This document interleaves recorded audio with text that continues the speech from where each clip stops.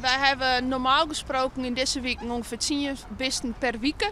En nu hebben we een 20 per dag. Dus dat is een beetje het verschil. Dus we hebben echt wel een stuk drukker.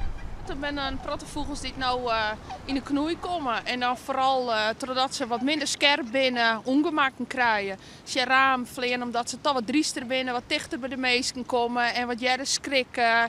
En dan gebeurt er dan wel eens een wat. Maar hebben die vogels net beter geworden omdat dat ik de natuurlijke selectie is? Voor zover het natuur is, let je ze mooi maar rest. Maar binnen er ongemakken, gaan ze verwoeningen, dan ben wij er om ze te helpen. Maar is het gewoon natuurlijk verloop, omdat het een zwak beestje is, dan kan die afvreten om te ingrijpen. Maar dan kan ik denken, die peervogeltjes die wij vinden, dat valt dan ik wel weer wat maar. Het meeste kroept voort, die sjuist net is. Hast je nog wel tips voor mensen die toch eigenlijk wel graag wat wawelen? Nou ja, dan kan je natuurlijk altijd in je tuin een beetje de vogeltjes bij voor je.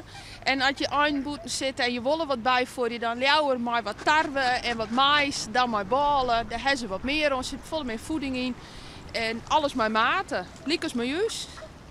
En dat we nooit het idee hebben van er zit een eindvest ergens in het ijs, wat dan?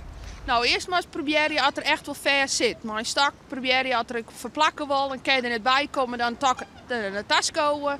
En pas als er echt ver zit, dan zoeken je wat aan kennen. Maar dan zoek ik nog de verkeers om de dierenambulance te bellen. Want die ben er iets betoefd erin.